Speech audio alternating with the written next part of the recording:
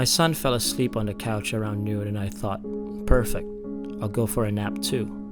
About an hour or so later, I woke up to him crying. This in itself is pretty unusual since he's a very happy little boy. But I comforted him and he clung to me like he never wanted to let me go. After about 10 or 15 minutes, I untangled myself and turned on Donald Duck for him to watch.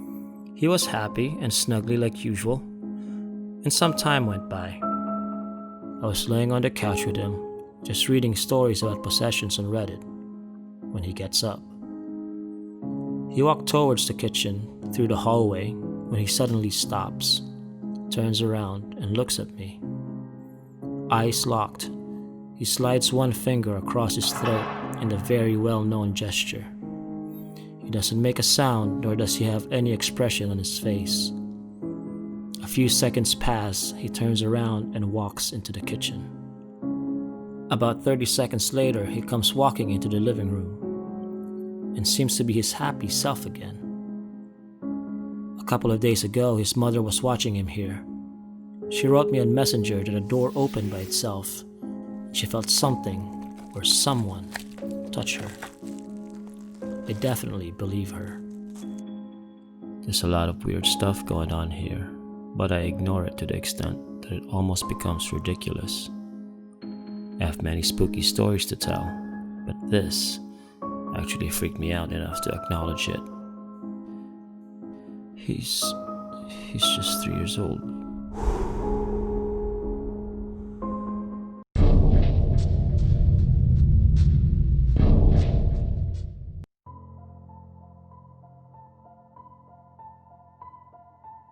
I'm a police officer in the southern United States in a suburban department of about 100 sworn officers. I work in a college town. I've been on about 10 years now, made sergeant 4 years ago, but at the time of this story, I was just 2 years on, working night shift patrol. I've been lucky that not a lot has affected me, mentally anyway, during my career. I don't have kids. That's how it gets to you usually. You can build all the mental walls you want, but when you have an emotional connection with your kids and see something happening to kids, the walls mean nothing. Anyway, this one stuck with me. Still makes my hair stand on end, especially when it rains. It was September, just after midnight. I get put on a call of shots fired. Now, normally, these calls turn out to be either fireworks or perhaps a car backfiring, but mostly fireworks. So unless we get multiple calls on it, or a confirmed gunman or someone confirmed wounded, we just send one unit. That night, it was me. The shots fired was reported around a college football stadium. This was during football season, so there were a bunch of really big white tents set up all around the parking lots for tailgaters. I notified dispatch that I was on scene, and started rolling through the parking lots, casting my spotlight here and there. It was raining pretty heavily, and hard to see. About halfway through the lots, my spotlight illuminated the silhouette of a man sitting in a folding chair under one of those big tents. I pulled closer and lit him up, and notified dispatch that I was out with one in the parking lot. His back was to me. He appeared to be hunched forward, as if his elbows were on his knees and his head leaning forward. I walked towards him and started calling out. Can't remember exactly what I said, but something like, "Hey man, you okay? You heard anything strange? Can you come talk to me?" He didn't move or answer. As I drew closer, I lit him up with my flashlight, and then noticed the outline of a shotgun on the pavement next to him. Combined with him not answering in the nature of the call, it was enough for me to break leather and have dispatch hold the channel. I kept calling to him as I approached, asking him to show me his hands, etc. 30 feet, 20 feet, 10 feet. My handgun, Glock Model 22, has a Streamlight TLR1 light on it, so I had him lit up. 6 feet. Under the tent with him. 5 feet. 4 feet. I close on him, come around to the front of him. Shotgun suicides are difficult. Often, If they put the barrel under their chin, the blast from the barrel will blow the gun out from under their chin before the shot ever hits them. There was a guy in my hometown that succeeded in a shotgun suicide only because he did it in front of a pond. Put the barrel under his chin, pulled the trigger. Only managed to blow his face off. Coroner said he probably ran around screaming through the hole that used to be his mouth before he drowned in the pond. This guy succeeded. Blew his head clean off. You do this job long enough, you notice funny little details. His elbows were indeed resting on his knees. It was as though he blew his head off, set the shotgun on the ground next to him, and then leaned forward and rested his elbows on his knees to think about what he'd done. About that time, I noticed that, even though I was under the tent with him, it felt like it was still raining. And then, I looked up.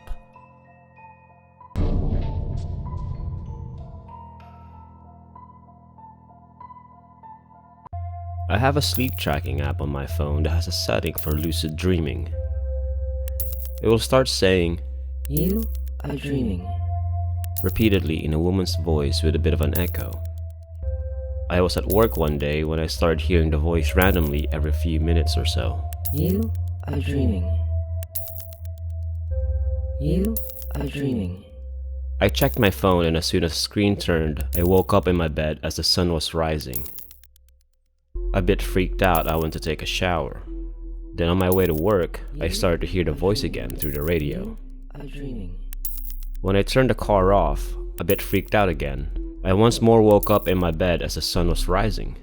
This happened about 3 or 4 more times, all at the different times of the quote-unquote day. I didn't trust reality for about a week after that, and still refused to use that particular setting of the app.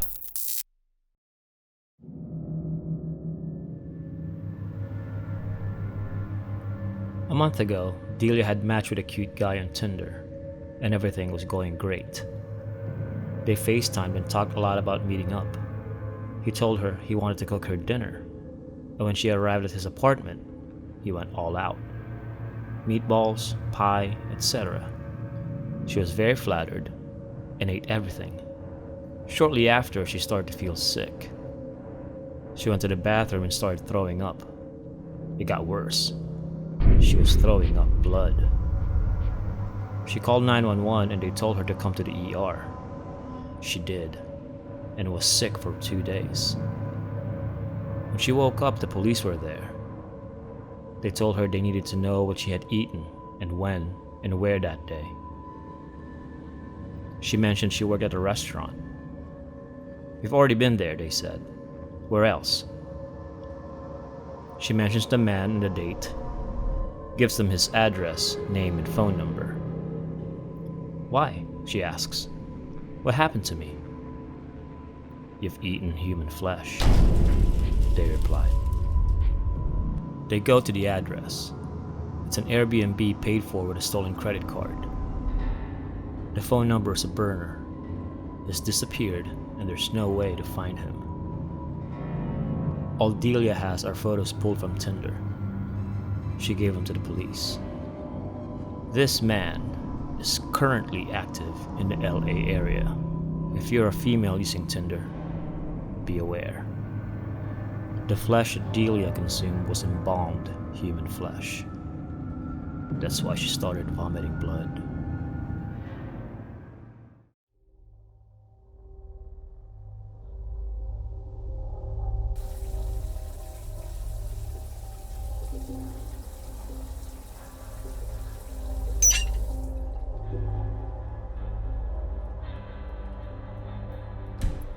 Reached out to grab the towel, and someone handed it to me.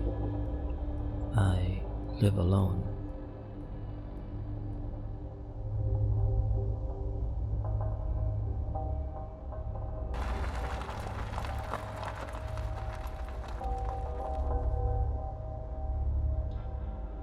Seeing Mom smiling at us through the kitchen window was beautiful, even after coming back from her funeral.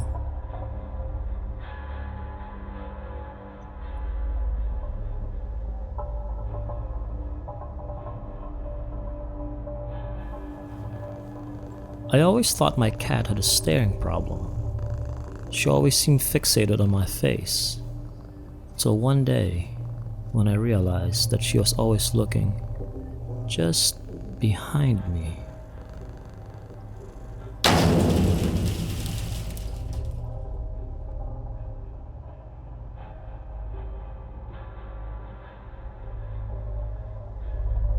Nurse's note.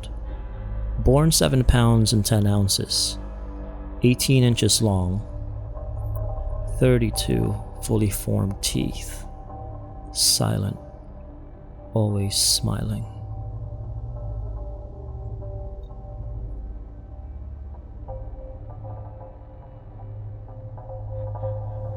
Don't be scared of monsters. Just look for them. Look to your left, to your right, under your bed, behind your dresser, in your closet, but never look up. She hates being seen.